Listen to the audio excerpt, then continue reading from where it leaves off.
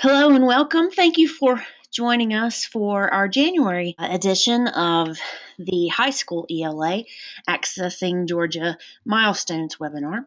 And the purpose of this webinar is to increase awareness of the resources and to share some ideas for helping students better perform on the upcoming Georgia Milestones test, particularly as it relates to constructed response. The resources that we are using in this presentation include some archived information from DOE webinars, some of our own constructed response training PowerPoints, and some external prototype sites that we have been given.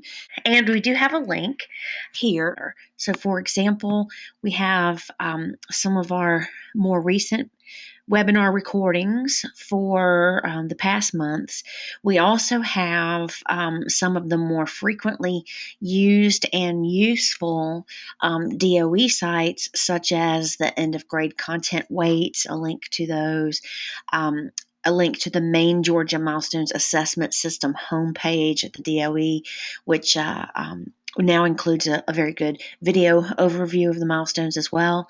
We also have a link to the very helpful DOE web series called Eliciting Evidence of Student Learning, and there are both math and ELA webinars by that name from the DOE. We also have as a reminder, added some of the FIP modules, and within the DOE's constructed response training, they had included a number of resources as part of their works cited. I took some of those publications that I was able to find online and linked the contents here. So, for example, if you click here, you actually find that article. And on the right-hand side, and this is where most of the fun is, you'll see different entities who are currently providing to the public examples of practice items that may be used in the classroom for teachers and students to gain practice. First of all, we want to acknowledge that there are some really terrific materials and formative item questions for teachers and students to use in the formative item bank, now titled Go Far.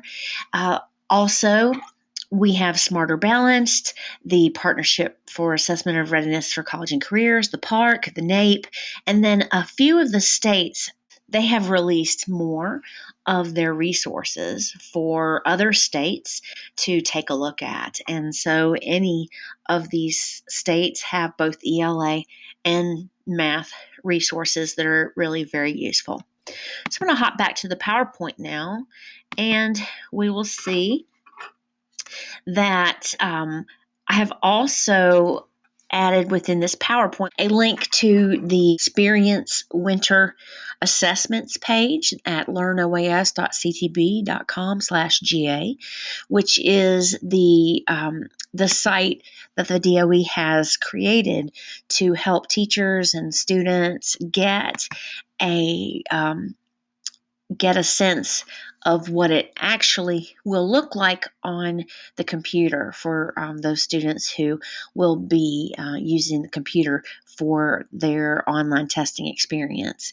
So I encourage you to have students work through the demonstration tests, really very short. There is one provided for each of the disciplines you see here: English, Math, Science, and Social Studies. And the ELA and the math ones do, in fact, have constructed response questions and the associated box where the students would type those questions. And it's very useful for students to be able to actually see what that will look like. I also provided a link to this main DOE page with the Milestone Assessment System information. I mentioned that they have a new video that's very helpful. And then these links over here on the right are resources that teachers simply must take a look at, such as the assessment guides, policies for calculators for the math, and then also the content weights and assessment guides themselves. So the purpose of this webinar is going to be a short webinar, but we hope that it will help us all build our capacity. We already have a capacity, but we want to build that capacity even more to introduce students to the expectations, the format, and the content of constructed response questions. And then hopefully it will help us on an individual level take a look at what we might do next individually. So, what our next scripted actions, what do we need to go do next in order to continue to build our capacity to help students in this arena. Assessment for learning. That is the involvement of teachers making adjustments and teaching and learning in response to assessment evidence.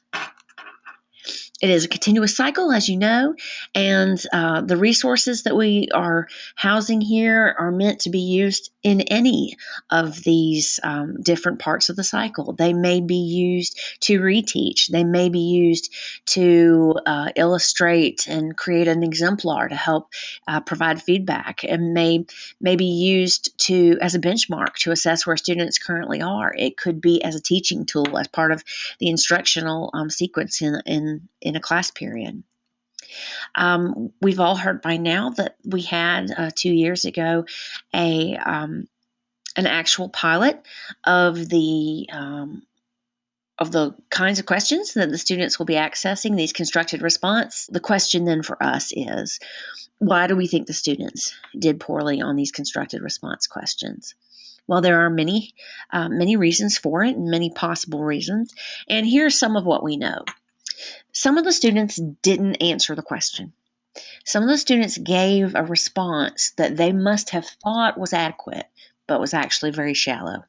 Some students simply thought, either consciously or unconsciously, that if they just wrote enough, it would be fine. So they weren't always on topic, and perhaps thought it's better to write something than to have very little to say on the topic. In some cases, the spelling and the handwriting impacted the score, although mostly the students just did not understand what the question was asking.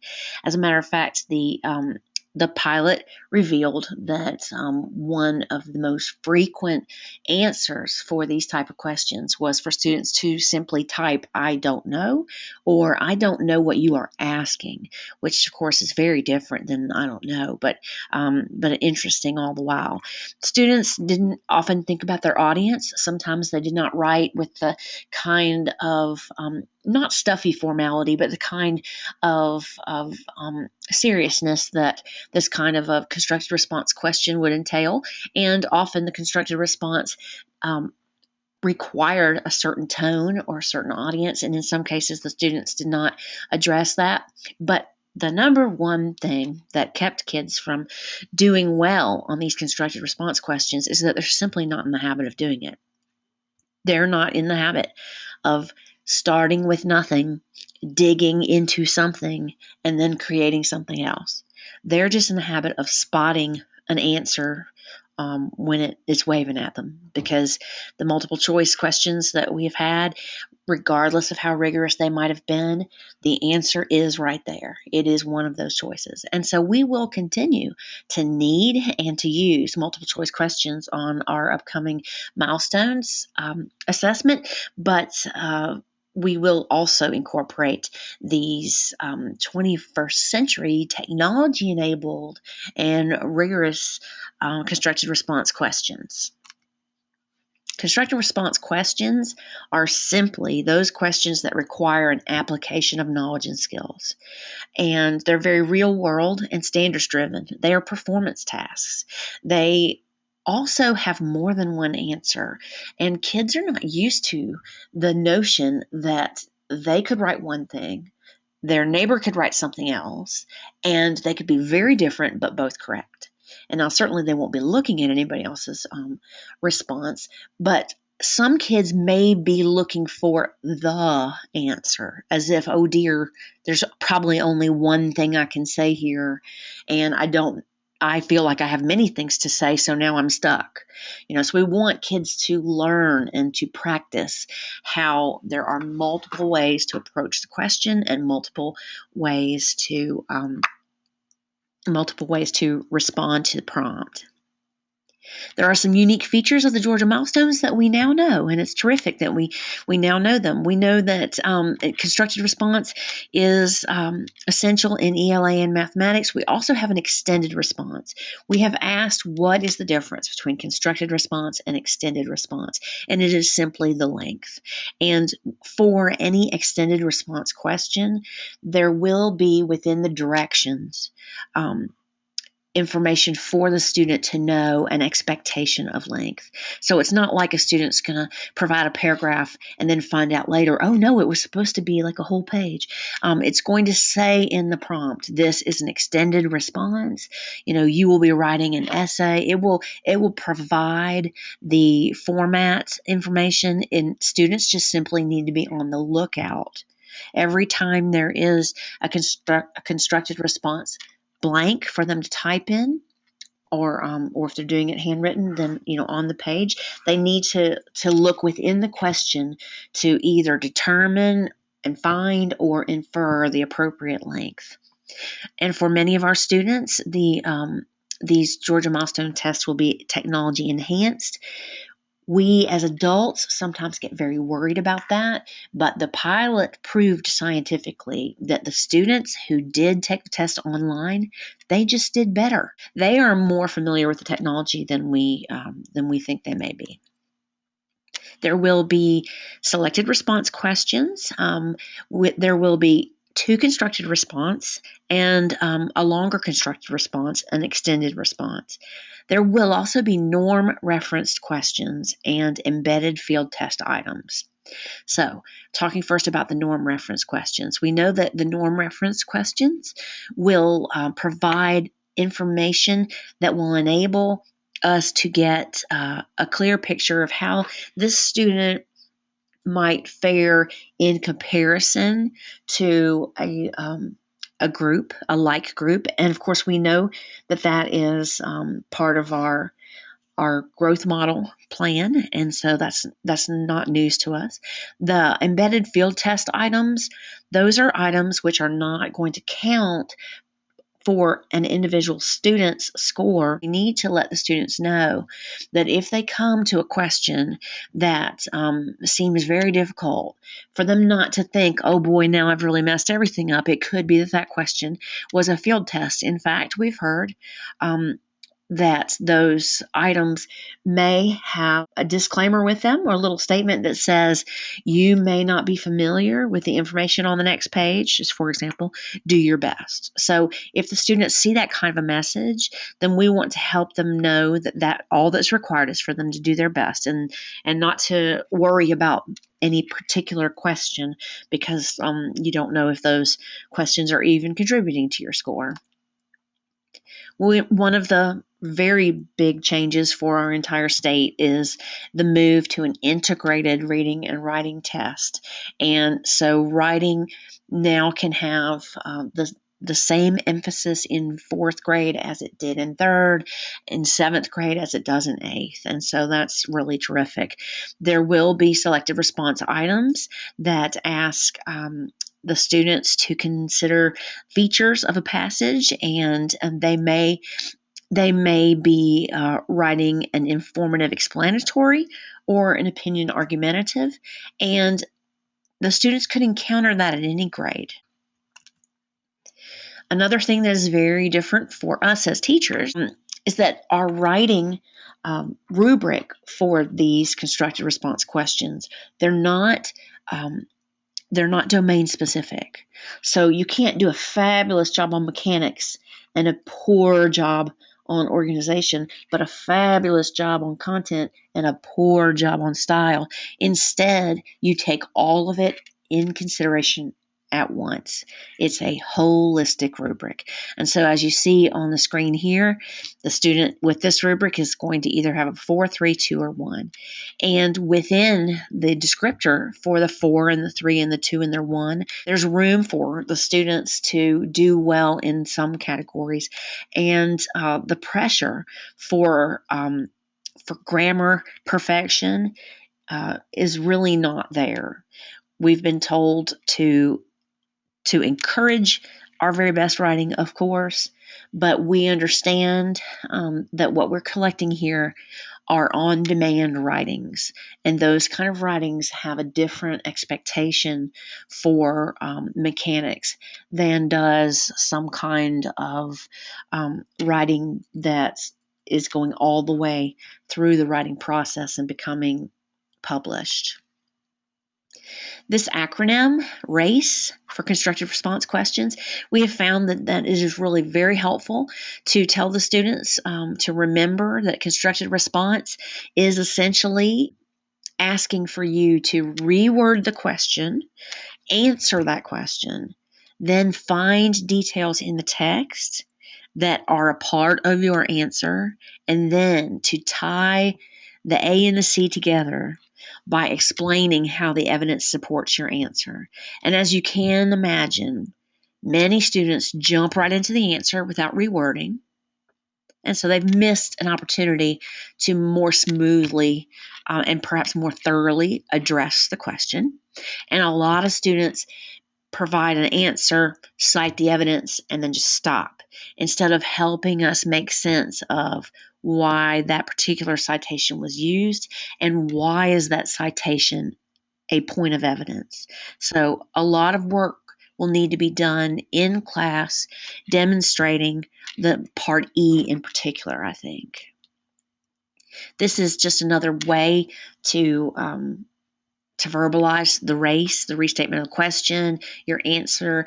Having a graphic organizer like this might encourage students to actually do each of the steps, and it could be that you break it up. And maybe the students see a prompt, and the only thing that we're asking them to do right now in the last 2 minutes of class as a ticket out the door is the restatement part. Restate the question in your own words. And maybe the next day we go back to that same prompt and we look at what we did with the restatement of the question, and then we provide a simple answer, and maybe we set that aside, and then maybe the next day we're going through it. So it's up to the teacher, but it does not necessarily have to be done all in one sitting. The students will need each of these skills discretely and then in combination.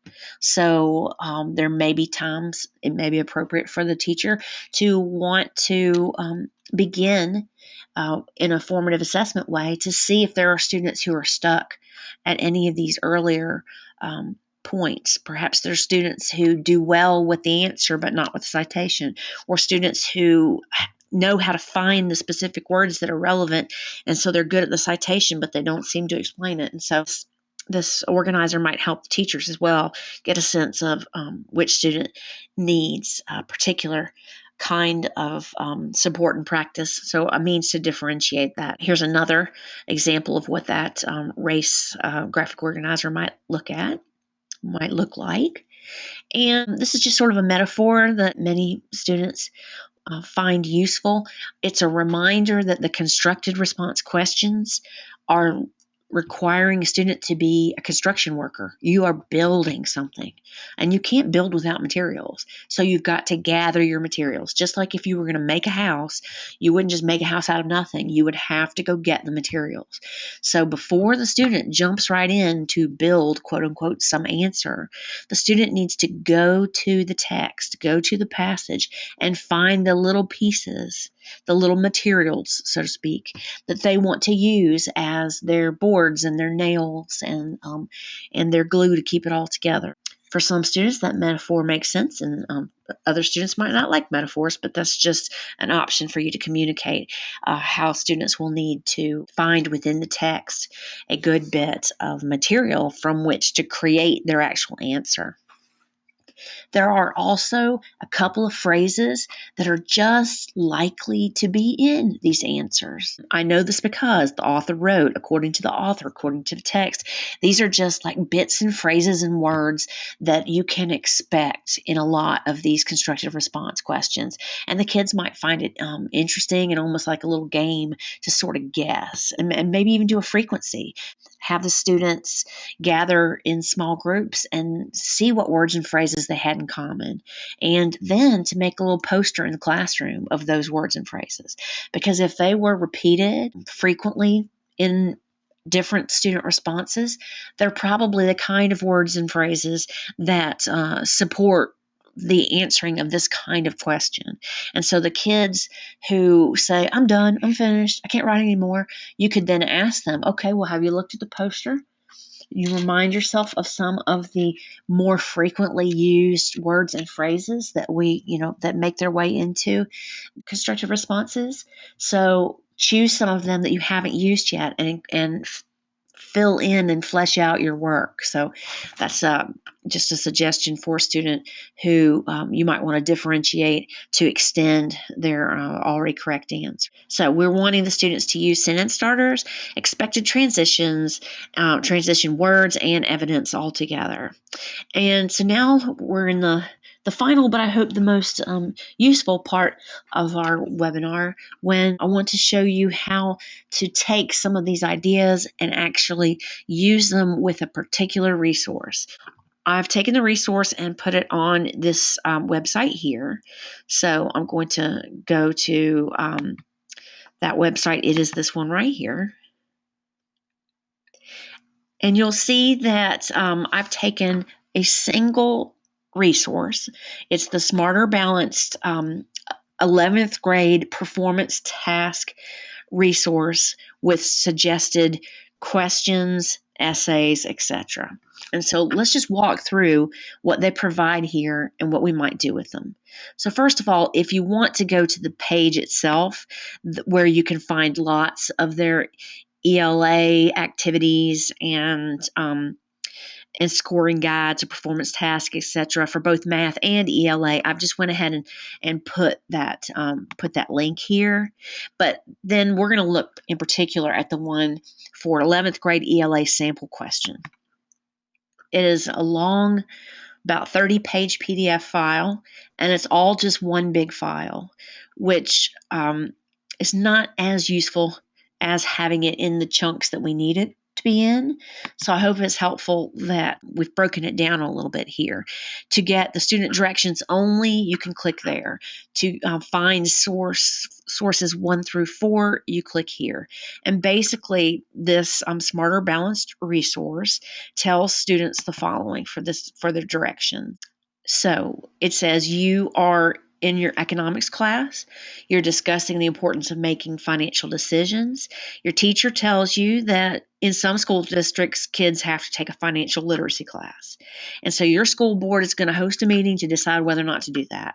And so they're conducting research. They're given 4 different sources, separate resources, and they are to use the resources, review them, take notes if they want to, and then use them to write an argumentative essay that they could actually use at the school board meeting. So that's their overarching performance task. The sources, as you can see when you click on them, they vary in length. They're not incredibly long, but they're not short either. This one is 3.5 pages, no, 4 pages. And this one is an article from the New York Times. So you can imagine that the Lexile is going to probably be around 1,200, 1,300, I would think, just as a guess, since it's one of the larger newspapers, international newspapers. And source number 2 is an article from the negative side. So there's a, yes, we should do this with one of the sources, and I think that there would be a problem if we did it with one of the other sources. And then there's a third source here that the students have. And in this source, the author talks about some of the drawbacks of the financial literacy courses and what the research shows about building financial literacy skills. And then there's a final source here, someone who's not necessarily on either side, just presents sort of matter-of-factly about what's going on in the debate. So they have their large essay prompt. They have their performance task then. They have their 4 sources. But then they also have, and this is pretty interesting, they have one question where they're asked to paraphrase information from source 1. Only that information that refutes information from source 2, and to do that quickly and in just a couple of sentences, and to not plagiarize. So the skills involved here to actually accomplish this would be, well, skills and knowledge. A, you have to know what plagiarism is. You have to know what paraphrase is. You have to know the distinction between the two so that you can think, oh, no, I can't do that. That would move toward plagiarism. But, oh, yes, I can do that because that's the realm of paraphrasing. So you have to have a clear understanding of what those different means of research and writing are. Then you have to actually go to source one and do the reading and the paraphrasing. You have to do the same thing for source two, but you also have to find that intersection between source one and source two, because it didn't just say paraphrase source one and source two. It says, I want you to paraphrase the information that refutes. So now you have to know what refutes means, right? And you have to find that point that one author and the other author would not agree upon, even though they don't know one another. So in real life, these two sources did not interact, but we're asking for the student to consider what would be refuted if they were to interact, which obviously is the synthesis. So this is the stuff that basically we're moving toward. This is the college and career readiness. Can you take two sources or three or four? Can you consider them independently? Could you cite them if you had to? Could you paraphrase them if you had to? Could you do all that without plagiarizing? Could you think about source one and two and how they would go together or wouldn't go together? Can you think about source one and four, etc.? So that kind of synthesis and that kind of analysis and the writing, that's where we're working. They give an expected answer, which is very useful because this could be a very nice full group activity to get the students started. You know, if before the kids could actually write the essay, they might need to work in small groups or full group with the teacher to work through some of these questions about the paraphrasing. If I scroll further, you will see that they also have this little chart, and there are little boxes for the kids to check. And basically, it's you are finding within each of the sources, source 1, 2, 3, and 4, which of the following supports their claim. So people should take financial literacy classes when they are young so that they are prepared to make good financial decisions as young adults. That sentence is not verbatim found in sources 1, 2, 3, or 4.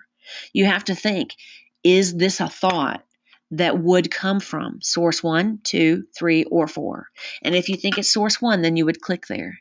If you think it's also source 2, you'd click there also, because there are multiple, and it does say in the directions, it says there are multiple, you could click more than once.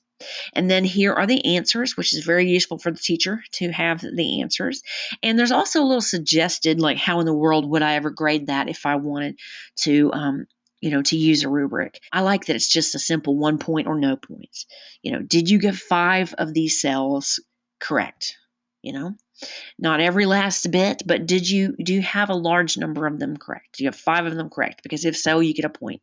And if you have fewer than 5, then you do not get a point. That's very straightforward. Well, here are some more details about the student directions for the argumentative performance task. It gives the student a closer indication of what it is that they are writing. There is an essay scoring rubric that would be very useful for the teachers to take a look at also. Okay, so within this one resource, we have a large question, like an essential question that turns into an argumentative essay, 4 different sources, a question that requires each source to be analyzed and considered in terms of their main idea, and that's the chart question, and then also a little activity with paraphrasing as a common idea as well.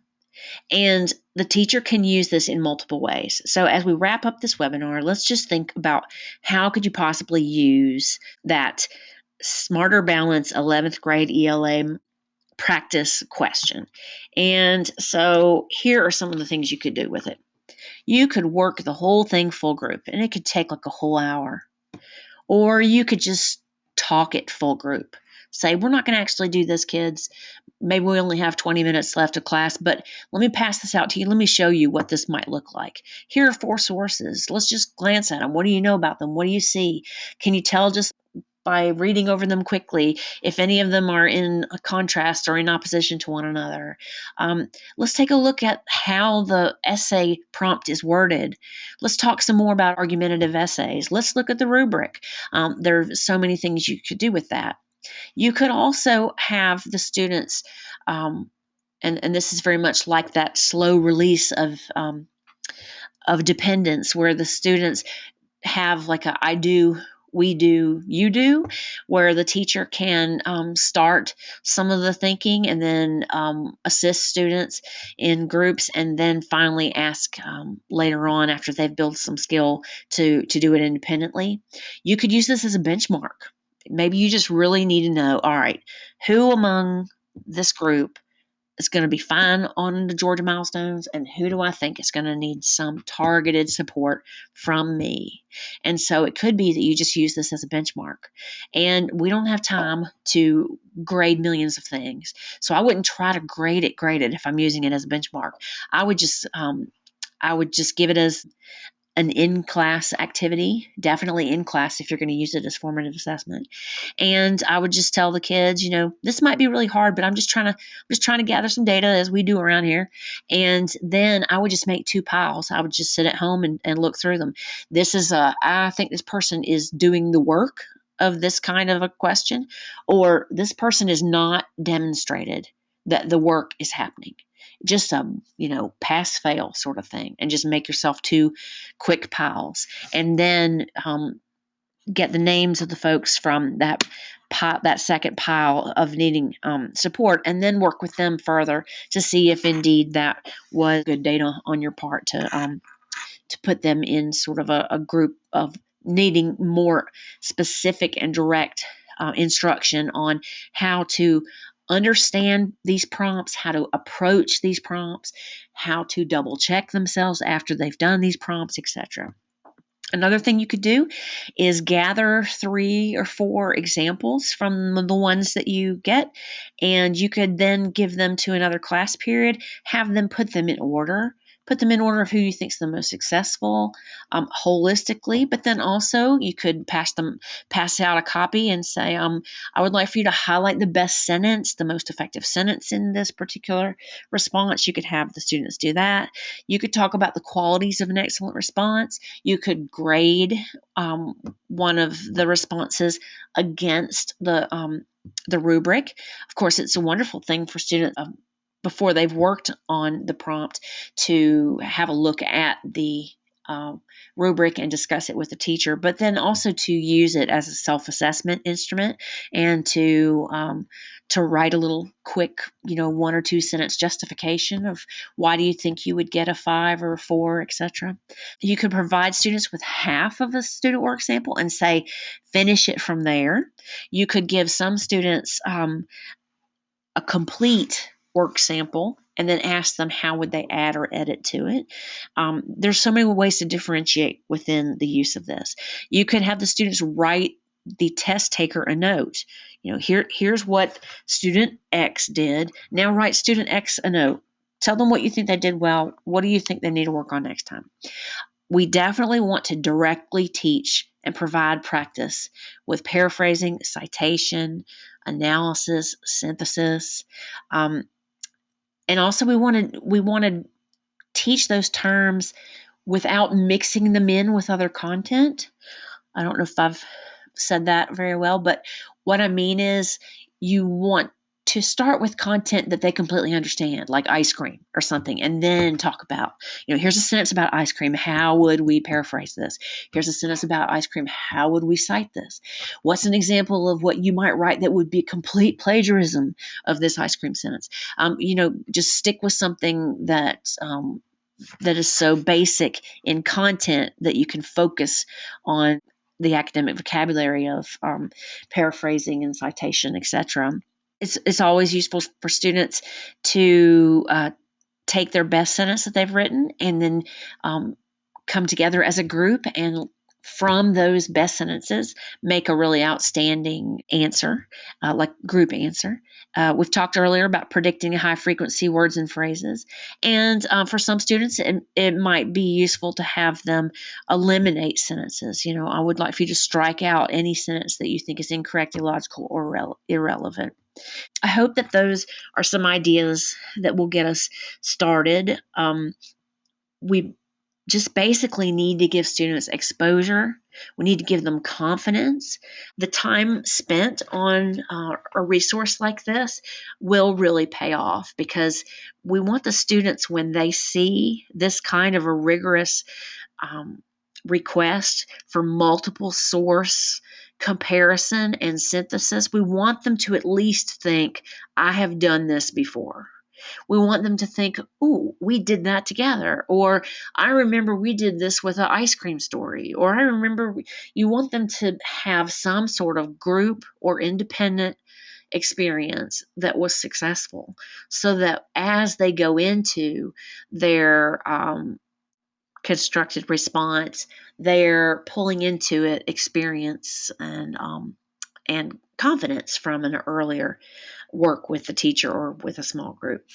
I encourage you to take a look back at this website. This was the 11th grade performance task that we used here was just one of many from just this one, and there are so many here for us to delve into and to mine and to keep copies of. And I hope that this is helpful to you. Please feel free to evaluate this session, thinking about what do you need to do next? Who do you need to talk to? What do you need to look at? What do you need to read next, etc.? What do you need to try? Just have a list for yourself about your scripted action. And if you would like, please feel free to evaluate this session at this URL, tinyurl.com/bbishoppl survey. And I look forward to speaking to you again next month when we do another high school ELA milestone webinar. Thank you.